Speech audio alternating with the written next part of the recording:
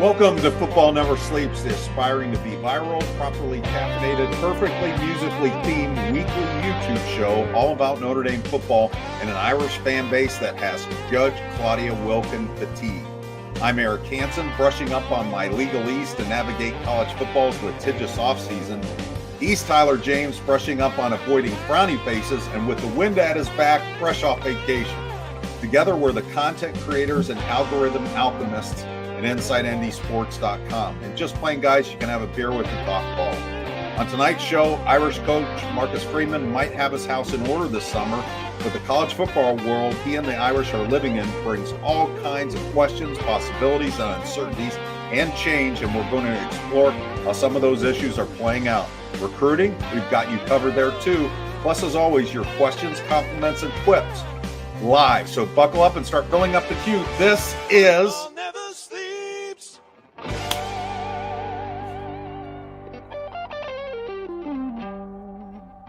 Nailed it.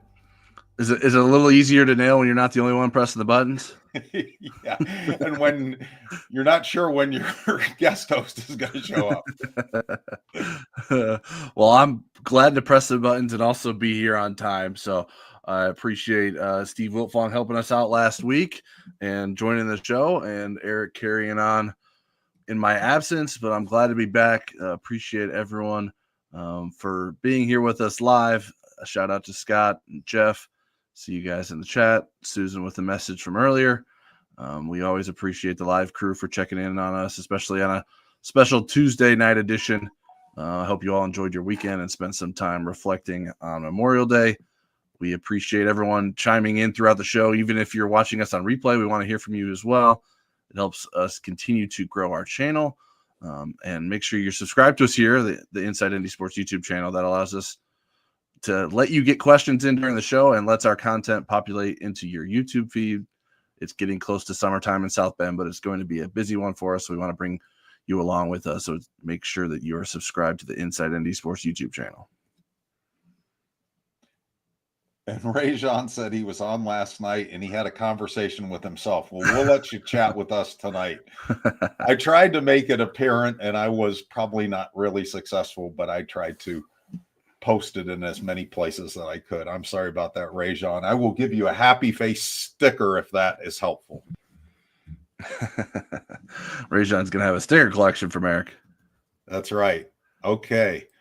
Well, we're going to get started here now that Tyler has gotten all the goodies out of the way.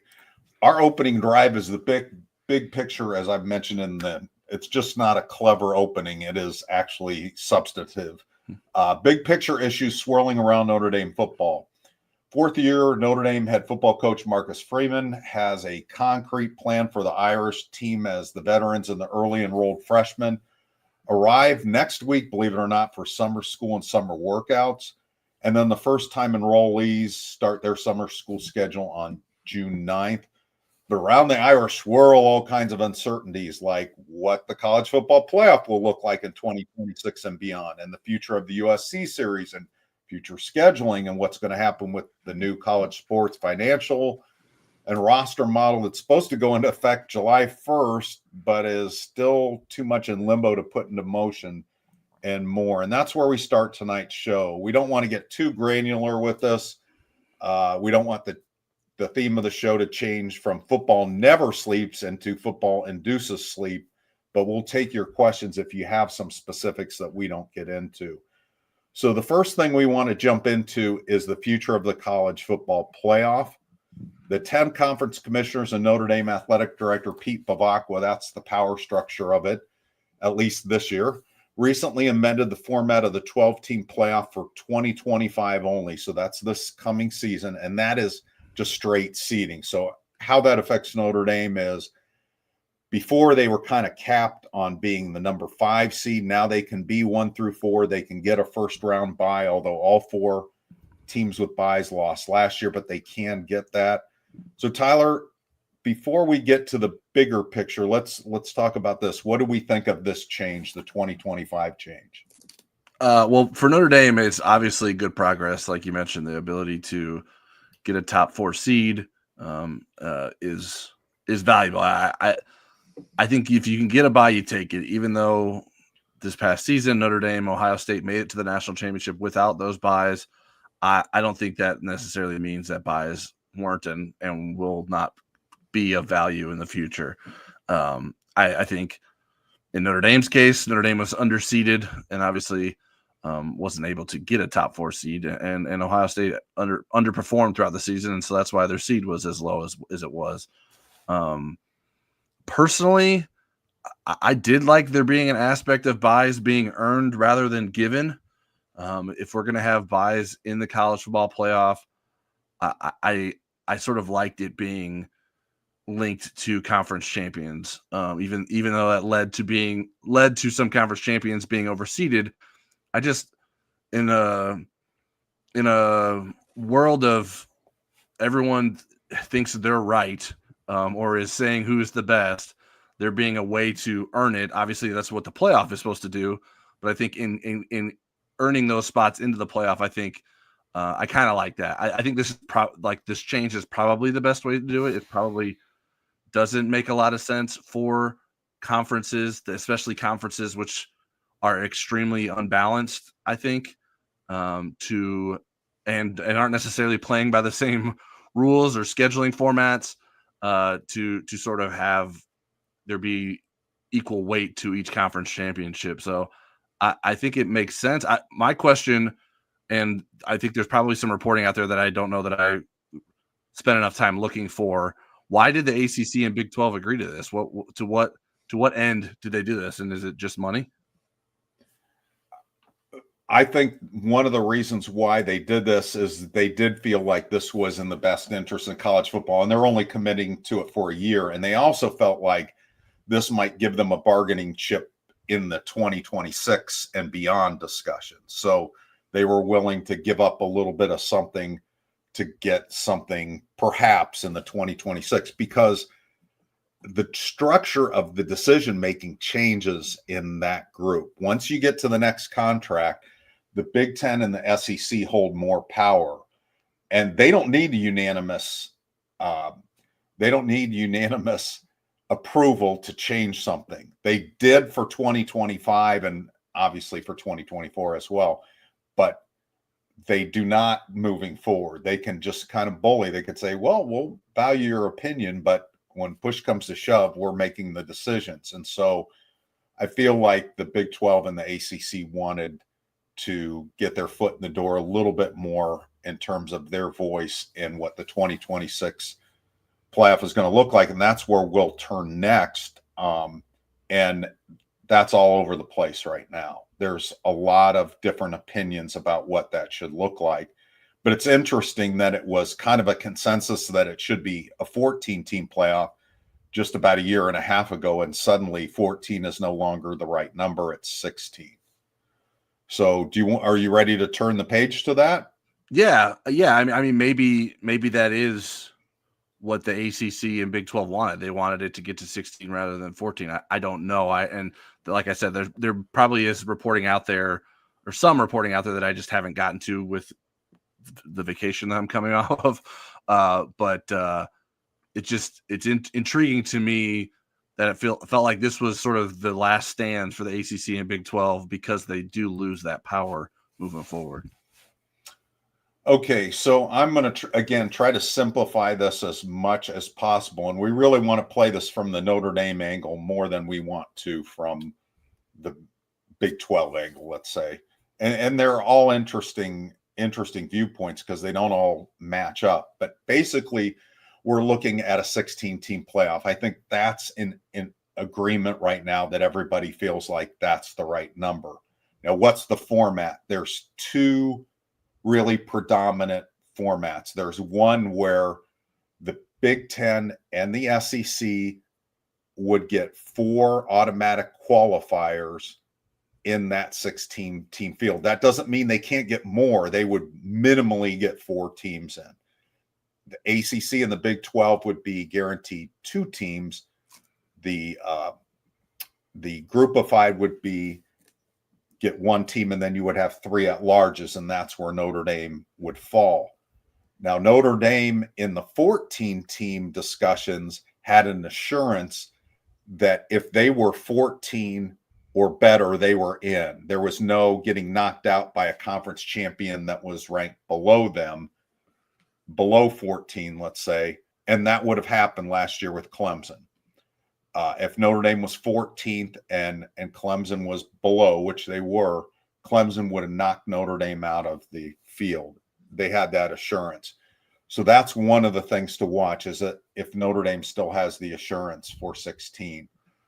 The other model that people are trying to push, and this is mostly the Big 12 and the ACC, and I think Notre Dame is on board with this, is 5 conference champions are guaranteed in, and then 11 at-large teams. And that could be 8 SEC teams. I mean, it could be whatever, but there's not a floor for the Big Ten and the SEC.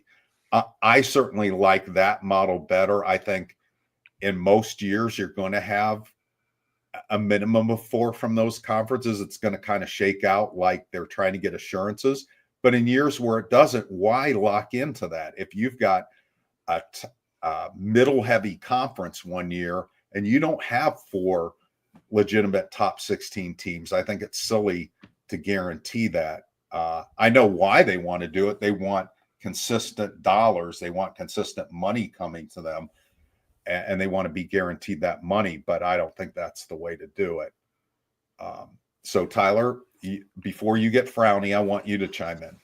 Yeah, I prefer the 5 conference champs and 11 at larges versus the other 4 automatic qualifiers. I'm not in favor of 2 automatic qualifiers for conference. I just feel like the football will speak for itself. Like, it doesn't.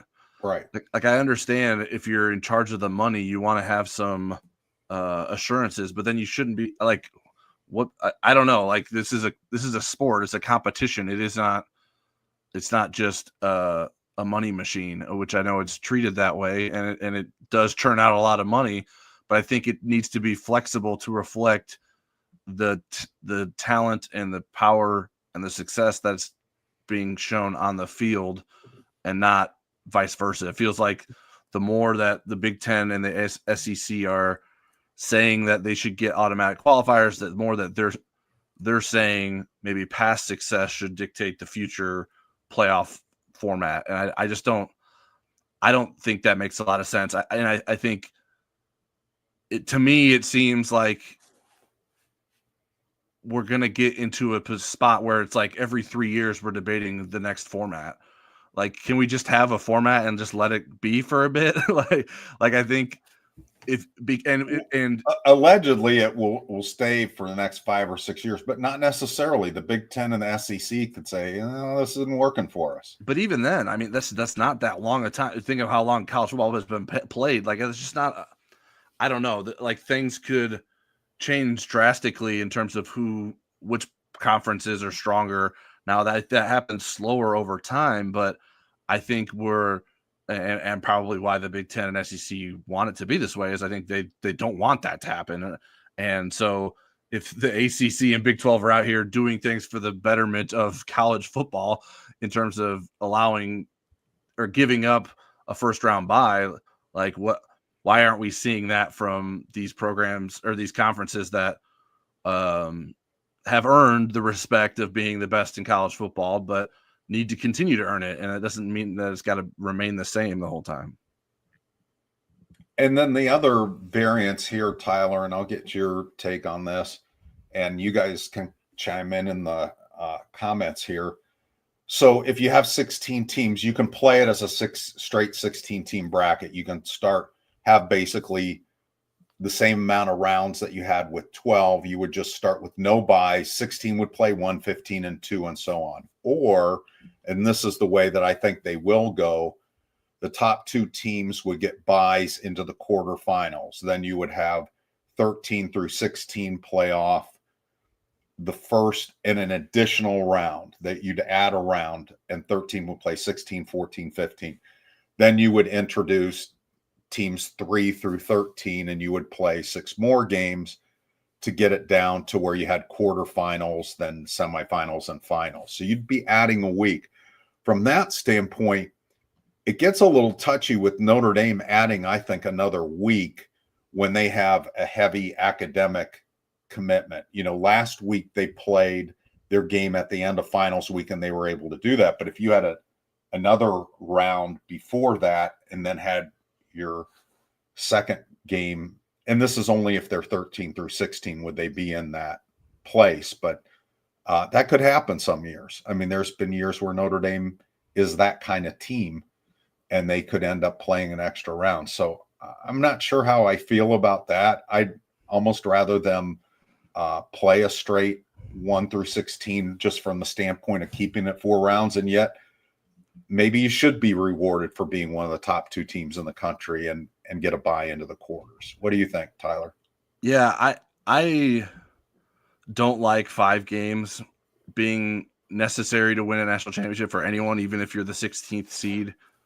That just feels like too much to me.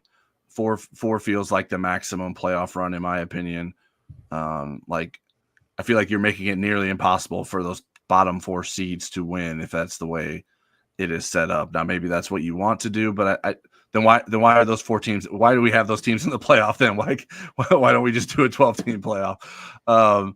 So I think that's my preference. I do think there's something to earning a first round bye for the top 2 teams, but it just with 16, I don't think it makes sense to do that. So that's sort of where I stand when it comes to that. It's just 5 games is a lot. I mean, 4 is a lot, and we saw what Notre Dame and Ohio State had to go through to imagine them playing one more game at that playoff level. That's quite the toll for guys that are playing 12 or 13 games before that. Okay, we are going to move into some USC and scheduling talk, but before we do that, do we want to get into some questions? And I also want to see Brian Habermill in the chat. Brian, I got your email and really appreciate it. I just haven't had a chance to write you back yet. Yeah, we have some playoff related questions, so I figured we could include them here. Jeff Stevens says, can Pete Bavacqua hold off the automatic conference bids in 2026? Should he?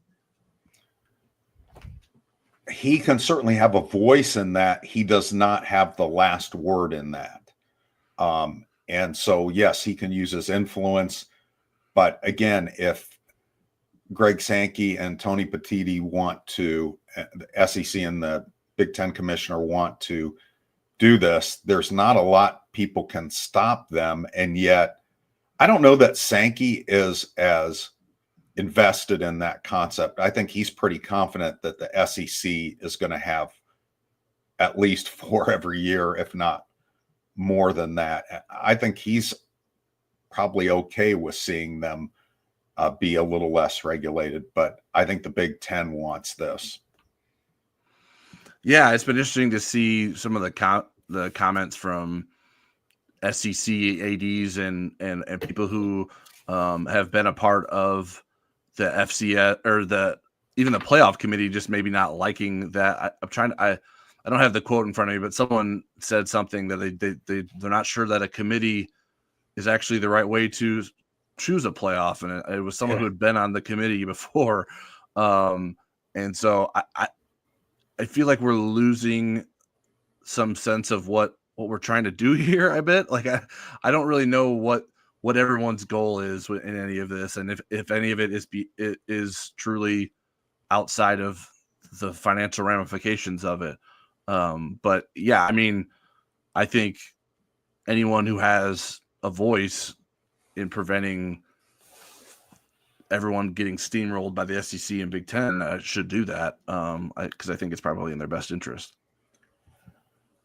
Well, yeah, I mean, finances are going to be at the center of this, because as soon as we get this House versus NCAA settlement done, the schools are going to be directly paying athletes, and they're going to need revenue, and they're looking for as much revenue as they can get, because we're already seeing this. We're seeing teams start to cut Olympic sports, and we're starting to see staff reductions in things outside of football and men's basketball and so forth. Oklahoma was in the spotlight for that. Purdue Fort Wayne was in the spotlight for cutting baseball and softball the other day.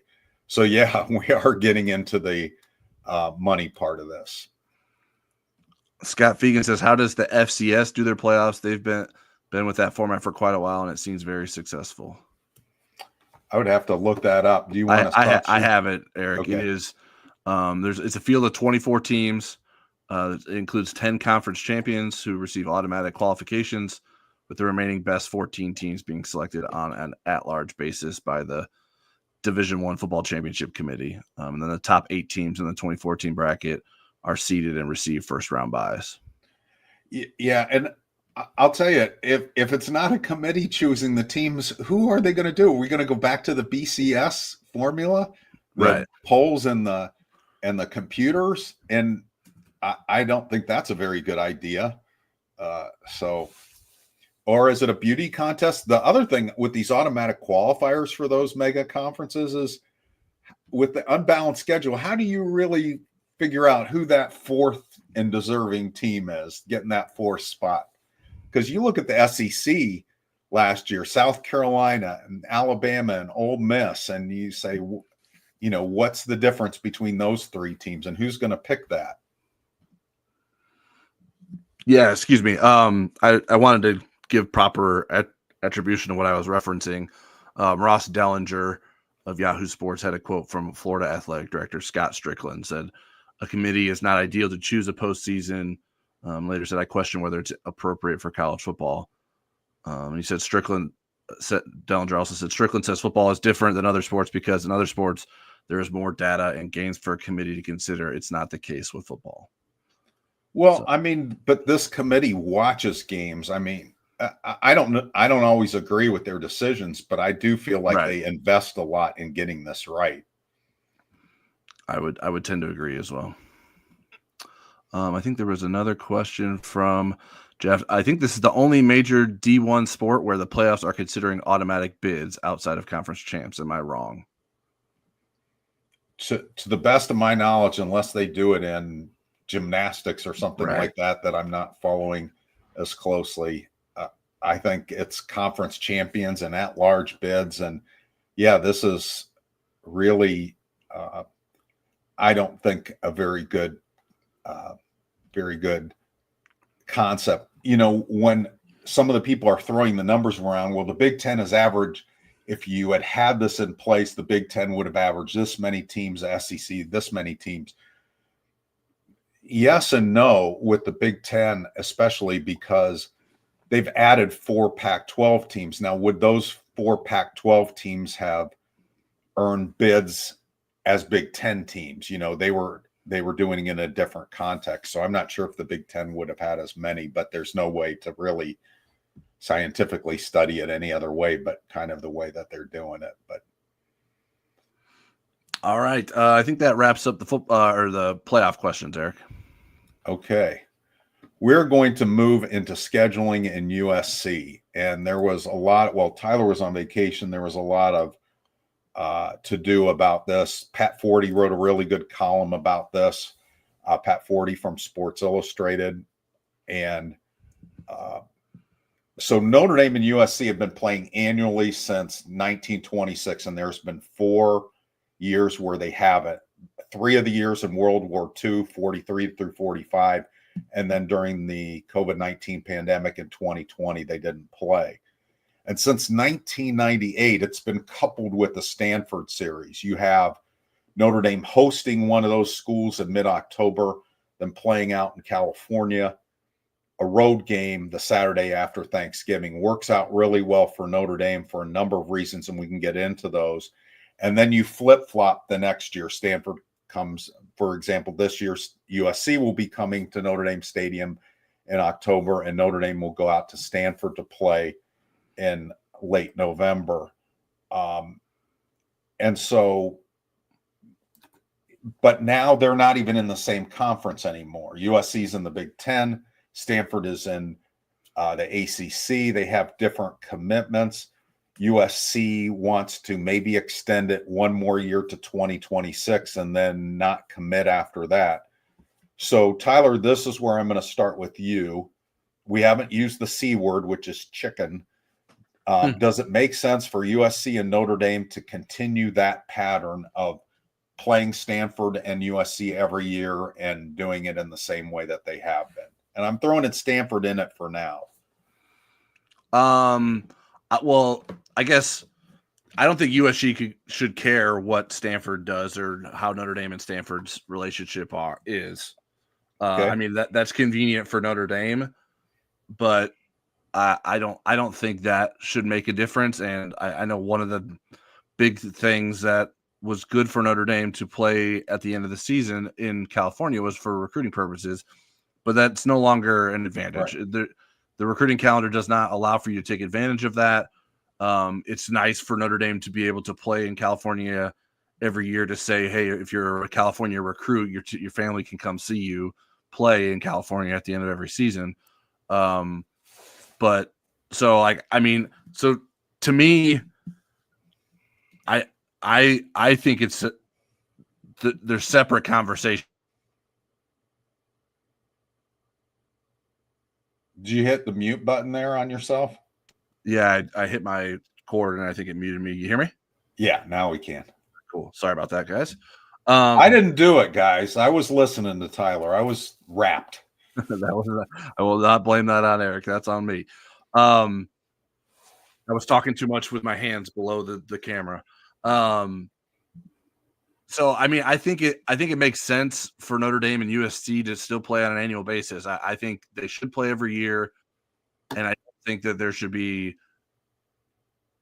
forces within college football that make that a problem that they can't find a way around that. Now, if they choose not to do that, that's their own choosing. But I think it is. I don't think it's good faith to say that we can't find a solution to this. I just don't think it's the same if it's not annual. I don't think we can pretend it is. It becomes more like a conference game that you play once every 4 years. To me, that's just like someone you dislike. That's not a rival. Like, you need to play your rival every year. And I know it's weird because Notre Dame is in has such a weird history with rivalries that are ongoing and trophies against teams that they don't play with any regularity anymore. But the old brass spittoon. I just think like USC and Notre Dame. No, it's a megaphone. It's the megaphone. Yeah, a megaphone. That's a megaphone. It should be bigger than everything that's going on. And I think there are other rivalries across college football that should apply to as well. But I think USC and Notre Dame is one of them. So there should be a way to do that. Now, I guess from my perspective, like the way it's working now with USC and Stanford, how they rotate the weeks between October and November, that sort of allows for some continuity within Notre Dame's schedule. I would imagine if we're just talking just USC, like, and Stanford's maybe not in the picture and it's a different, because I just don't think Stanford should be as valued as a football rival as USC. I don't know that there's a good argument for that. But if USC doesn't want to come to South Bend at the end of, so I just think like scrap the current plan and come up with a plan that allows USC and Notre Dame to play the same week every year. I'm guessing USC is not going to want to come to Notre Dame in November, so it's probably not going to be the last game of the season. But could Notre Dame concede and go out to USC in October every other year? That seems reasonable to me. Now, I understand if Notre Dame doesn't feel like it wants to give up ground because USC is sort of the one that's being non-committal in this situation. But I feel like there's got to be a way to make this work. And I think it would be very disappointing if it doesn't. There's a couple of things that enter into that. Notre Dame does not want to play a home game after Thanksgiving. They're not going to be able to sell it out, and they're likely not going to have very many students. Their students are going to want to go home for Thanksgiving and not come back on the Saturday for a football game. So Notre Dame likes that being an away game. The other thing that USC often provided was some octane in the November schedule. It's hard when you're trying to pull and other than ACC teams, asking teams to play a non-conference game in November, unless it's somebody like Army or Navy. It's really difficult to ask. It's a difficult ask. Now, with a 16-team playoff, do you need as much at the end of your schedule as you did with the 4-team playoff when you're competing against teams in their rivalry weeks? Probably not. It's probably not as big of a deal with seeding and stuff, but I think it still is a factor. That's part of it. The thing from USC standpoint, where I'm not sure that they're just being that they're chickening out, although I think there's some of that, but they're trying to be practical. I don't even think it's in terms of difficulty of their schedule. I looked at their schedules, conference schedules from 25 through 28, and there's some years where it's lighter than others, but they come to the Eastern time zone a lot. And you wonder in a given season how much wear and tear on a team is there coming east. We saw a little bit of it last year with them coming east, that they weren't at their best in the Eastern time zone and against not necessarily the better teams in the Big Ten. Minnesota, and I think maybe it was Maryland that gave them some issues, but certainly Minnesota. And so it's all those trips into the Eastern time zone. Again, you're only adding one extra one every other year. So I think it could be worked out, but their Big Ten schedule isn't as West Coast friendly as I thought it was going to be when they got into it. They play UCLA all the time, but they don't play Washington and Oregon and UCLA every year. They don't try to keep them out in the West as much as they can. They have them coming east a lot. So that's where I kind of understand that. Okay, so here's the ridiculous question. Tyler said the USC fans, some of them were saying that Notre Dame was chicken for not joining the Big Ten. So is there any value in joining the Big Ten or to try to perpetuate this USC series? Is Notre Dame the ones that are chicken here? No, Notre Dame shouldn't have to join a different conference to continue a non-conference rivalry that wasn't part of it. Like USC made its choice to have to travel into the Eastern time zones as many times as it did. Yeah, that doesn't mean Notre Dame has to make the same choice. So I don't think it's that big of an ask to make this work. And I think right. And Oregon's been playing Ohio State in series too. I mean, they have to same distance. Right. So yeah, I mean, I just think there's some things that should matter.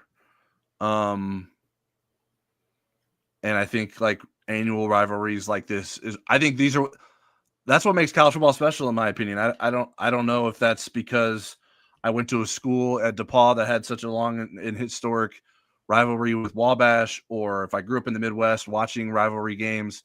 But I just that's what I associate with college football. And it's not a Midwest thing either. Like the Iron Bowl is a huge thing. There's rivalries all over the country that we all have different relationships with based on who we grew up around. And I just think like those are the tearing that away from college football, although it's happened seemingly everywhere else already, I just think is a bad thing. Do you feel as strongly as I do? I do. I think that we've sacrificed some great rivalries for these realignments, and we've done it to other sports too. It's not just it goes away in football; it goes away in other sports. And I'll tell you the most snobby thing that I've ever said, and I kind of regret it. I was 23 years old when I said it, but when I covered my first Indiana-Purdue game as a 23-year-old in Indiana, I had been to every Ohio State, Michigan game for a bunch of years. So they're like, oh, are you excited about the bucket game? And I'm like, the bucket? What's the bucket? The Oaken bucket. The winner gets to put their letter on the bucket, a P or an I. And I go, oh, well, that's interesting. And they go, well, doesn't that excite you? I go, well, where I'm from, the winner of the rivalry where I went to school gets to go to the Rose Bowl. And so that was pretty snobby. So Yeah, I mean, it doesn't. I mean, like it's like obviously there are games that have trophies associated with. Notre Dame has 6 of them. Um, I think it's bigger than trophies. And like I I think certainly Notre Dame USC as a rivalry that has stood the test of time has something to do with the success that those programs have had at different stages. But I think it's not a coincidence. It's because they've played every year. Like that's why the rivalry exists. It's not just because Notre Dame fans don't like the colors that USC wears. Like it's because that they play each other every year. They get to know the programs more closely because of that. And they really want to win those games. And I think fans should be upset of the prospect of that, something like that going away. yeah, I mean it's the program Notre Dame measures itself against and vice versa. I love the rivalry. I think it needs to perpetuate, and Notre Dame has done really well. I track where the recruits come from. So since the beginning of the Brian Kelly era, which had been the 2010 cycle, California and Florida are tied for the states that have sent the most recruits to Notre Dame. And so Notre Dame, California is an important state in recruiting for them. And you just look at the current roster and you see some of the, players recently that have signed in recent classes. And there's been some big stars from California. And, they've found other places. North Carolina is their new recruiting hotbed, but California will always be, I think, especially with those great Catholic schools in Southern California. I think that's a real good place for Notre Dame to spend time recruiting. We have a related question from Brian Habermill. Will former players and donors of USC not wanting to pay really matter to the future of the Notre Dame USC game? Yeah, so Brian probably saw the tweet. It was from a USC, Inside USC website, where one of their more influential donors said, well, I'm going to try to put some financial pressure on USC. I think they have to listen to their alums, especially with alums with big checkbooks. But I don't know that it's going to still determine what USC's athletic director wants to do. She's only been there a year and a half. And again, whenever you have a new athletic director, sometimes they see things differently than their predecessors do. I know Pete Bavacqua, when I had a chance to sit down with him last spring, really felt like it was important for Notre Dame to play USC and Stanford annually. And he, at that time, thought both schools felt the same way. Obviously, USC has been kind of backpedaling from that stance since. Yeah, I don't think, to me, like rivalries like this, these are things that should be bigger than athletic directors, because this athletic director isn't like, even if even a good athletic director is gone within 10 years, like the athletic directors come and go. Rivalries like this, they don't come around very often. And that's why Jennifer Cohen is the person, but that is the AD at USC. But this rivalry started ironically because the Big Ten didn't want to let Notre Dame in. Notre Dame wanted to be in the Big Ten in the 20s. Right. And they were being mean to Notre Dame. And Newt Rockne and USC decided to start this intersectional rivalry, and it's been great for college football. All right. Okay, do we want to take any more questions, or we want to plow? I don't think we have. I got one more thread with this. Okay. And that is something that I brought up in a column, and we might have even talked about on one of these shows, was what if they can't figure this out? What if they can't get it? Would doing the Florida State and Miami in its place make sense as a substitute? It wouldn't be the same, but have one of them come in mid-October and then play out there the Saturday after Thanksgiving. Could you see that as a tolerable alternative if they can't get this to work with USC? Yeah, I mean, I guess tolerable is relative. Like, yes, it's like my life isn't going to be ruined if Notre Dame and USC don't play football. But like, it's just not the same. I don't know. I think I think Miami and Florida State series would be exciting, but I just think those are there have been times where those games have mattered. I'm not sure that we're in a state where we're in an era of college football that those games would matter as much. Although Miami is certainly on the rise, and maybe Florida State can get back there. I mean, Clemson is more. I mean, and that's why it's already become a thing. Is more attractive because of the recent history between those two teams.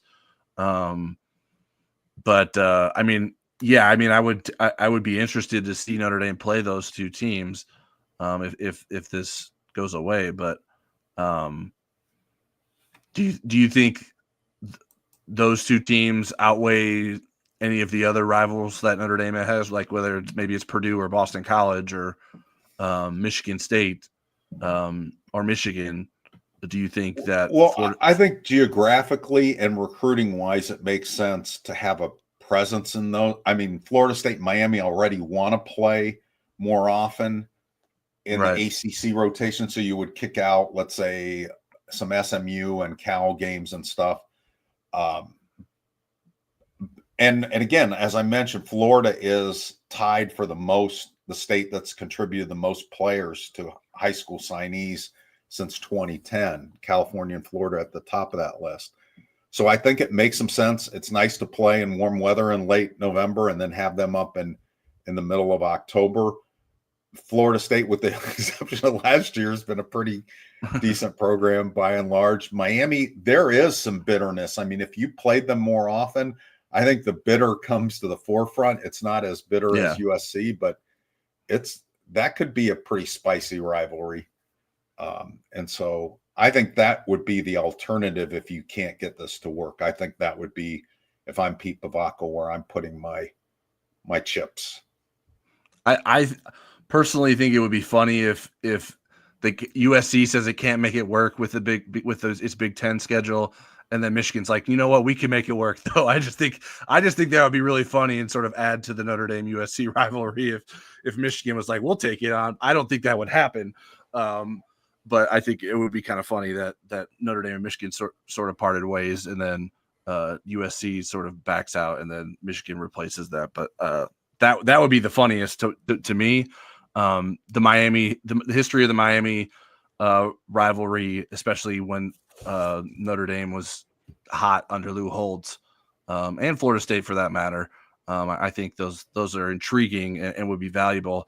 I guess I'm curious, like, how much is the ACC willing to keep giving up games from its agreement with Notre Dame for Notre Dame to continue to schedule these rivalries with its ACC members? I'm curious what the longevity. Well, there's kind of leverage on both sides. Notre Dame has some leverage, and then Florida State and Clemson, now got their way in terms of changing the revenue distribution so that they'll stay, or at least stay for now, and not say, hey, we're leaving. And plus, I'm not sure who was going to take them, but so it brought some stability to the ACC, but you have to adapt. And again, everybody's chasing the dollar now that they're paying players. And so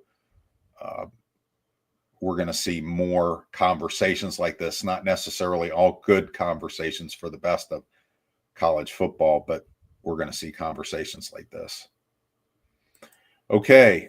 Do we want to hit the question portal or go on to? I think we're empty in the. Anthony Campbell said, "How in the world can USC call ND chicken for not joining the Big Ten when they were the ones who blocked us from joining it?" Probably because they weren't following the Big Ten back when any of that was happening. Right. USC fans that are they probably don't care either. They're just looking for someone else to blame. And my last question regarding chicken: were you at the chicken game at Michigan? Were you with us? I think I was. Yeah, I think when they were playing the chicken dance, at the end of the game, and Brady Hoke was the coach, and I was trying to find where the post game interview room was. Yeah, okay. That was amusing. Yeah. Okay. We move on to limbo with regard to college football's financial structure.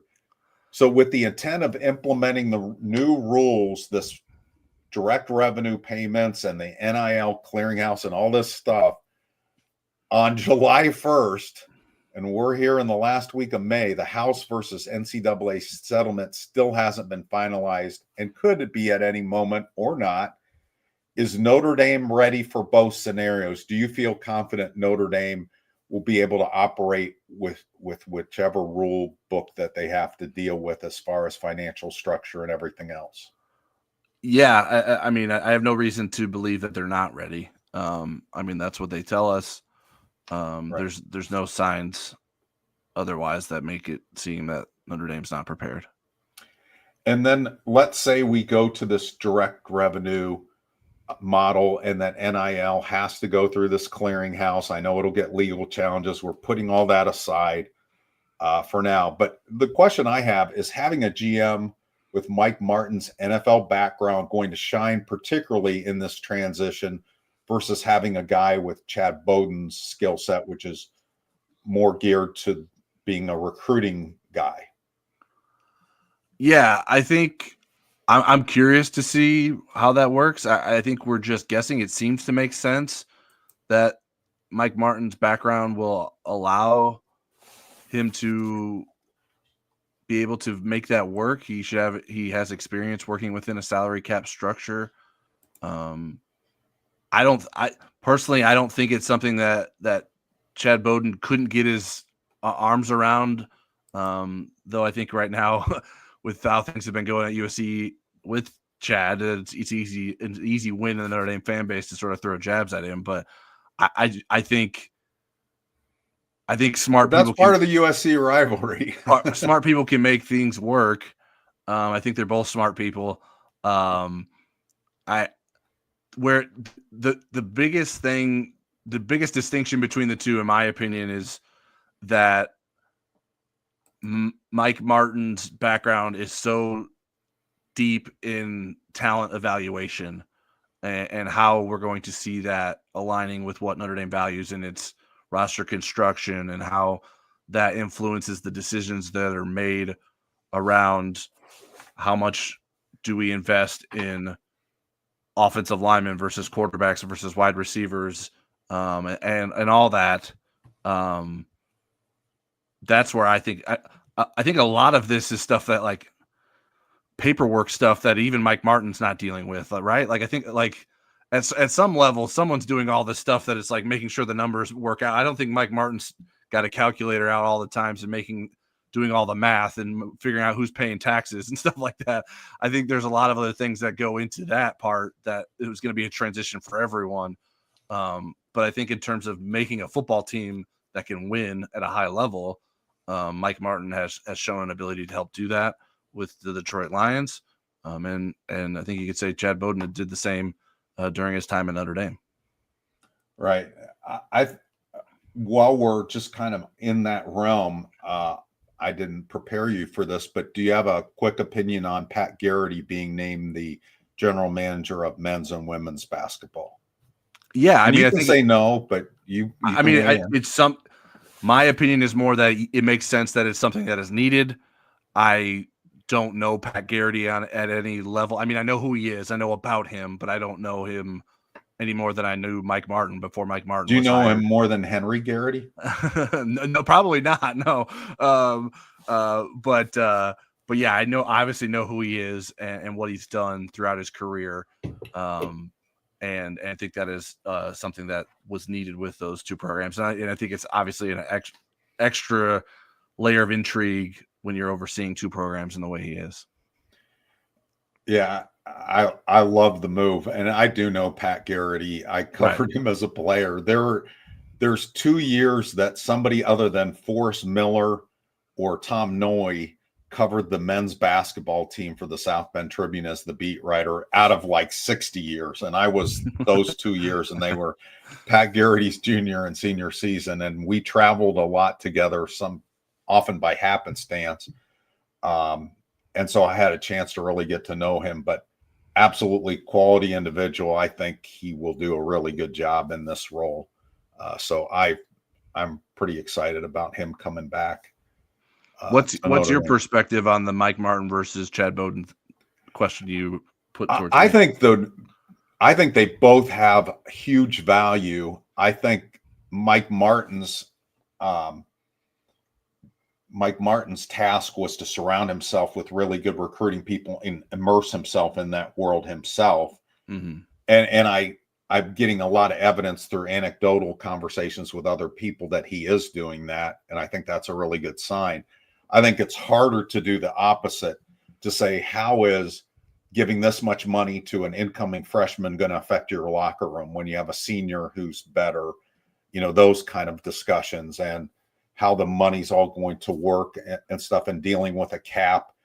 Pat Garrity was talking about this in his introductory press conference. He's dealt with salary cap before. What he hasn't dealt with is players that can leave every year. Right. There's not even restricted free agency. I mean, they can just say, bye, and just go to another school every year. So it'll be interesting if eventually there is collective bargaining and you do have players under contract for multiple years, rather than them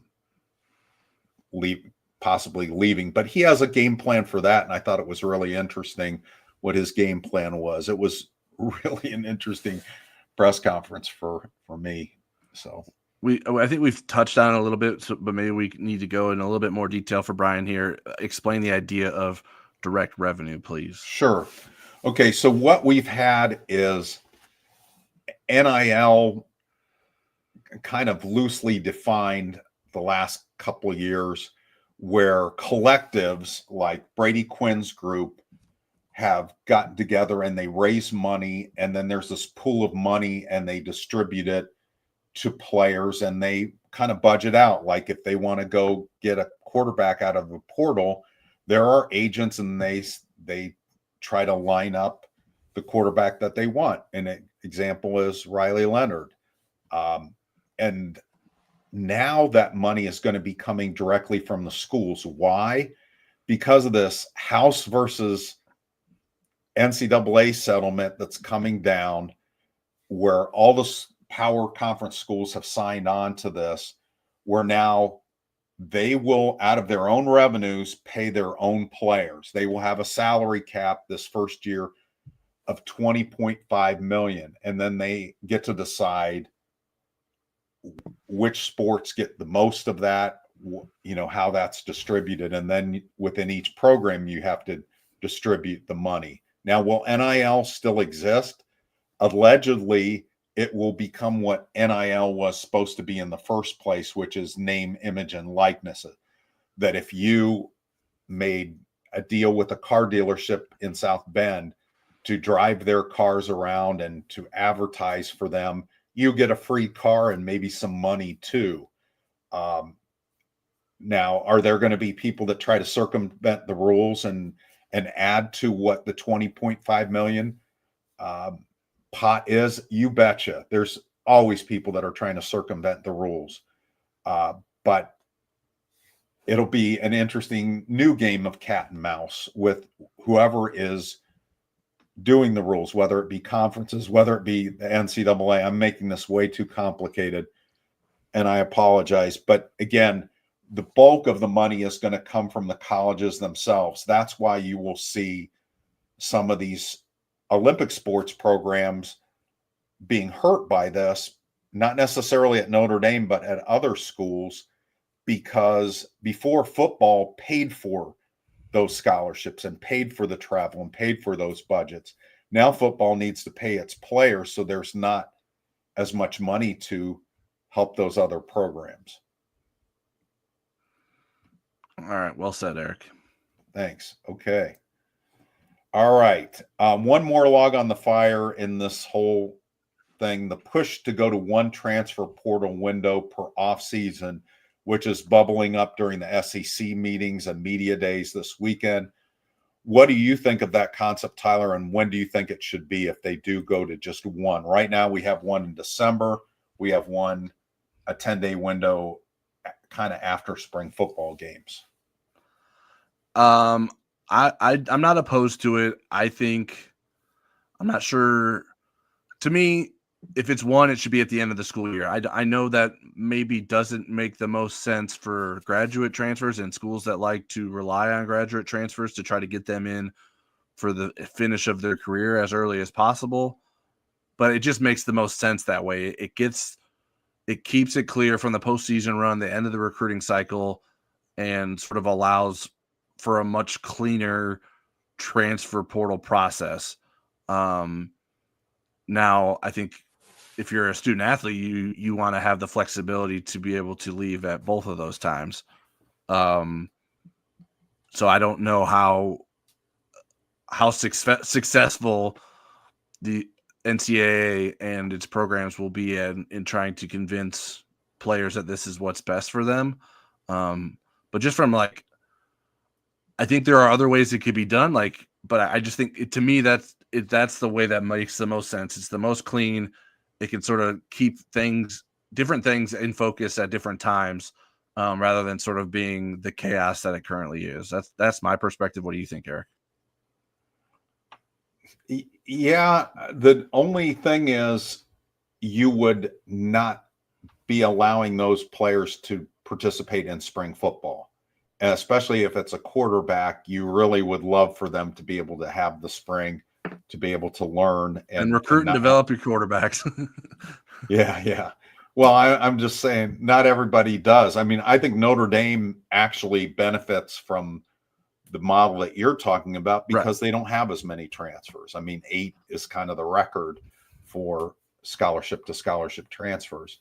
So Notre Dame would actually benefit from that, but I think a lot of schools would not benefit from that. And then, some of the SEC coaches say, well, let's do it in January. Well, January might be a little late for some schools when they're starting back up. So I'm not sure. I would have to study that a little bit longer, but I'm okay with just having one. And if you wanted to have it after spring, that kind of makes sense to me, but you wouldn't be able to do it in the spring semester. So, which, I mean, I think I mean, obviously Riley Leonard was at Notre Dame last spring, but he didn't participate as much as he wanted to. And so I guess there's maybe I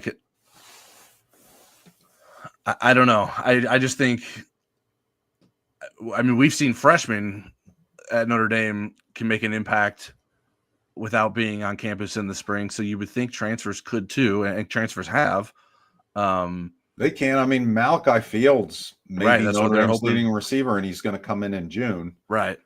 So I just like if the decision is one, that just makes the most sense timing wise to me, without messing up kids being on track to continue to graduate and everything else that comes with the messiness of the transfer portal window as it currently is in the winter. There's kind of a middle ground too, because Bo Collins did this. He had to finish up at Clemson, but he did that remotely and lived in South Bend, was able to go to meetings and do some things, and then join the team in June. And I think he was able to get up to speed pretty quickly. Okay, do we need to jump into questions, or are we going to go right into recruiting, Tyler? You're the quarterback. We don't have any more questions, and I have way too many notes for recruiting to get through all of them. Okay. So let's just focus on a few positions rather than every position. To me, the ones that are full, we won't discuss. How's that? Well, no, yeah, I was assuming that. I think the ones that need. Okay, you introduce the section, and I'll just point at you. Okay, sounds good. So earlier this month, I did my first run through of the heat index for the 2026 class. And if you're not aware of what that is what I do annually in terms of evaluating Notre Dame's remaining targets in a specific recruiting cycle. So this is the first time in the 2026 class that I've done that. There are many more details that I won't get to that are in the heat index.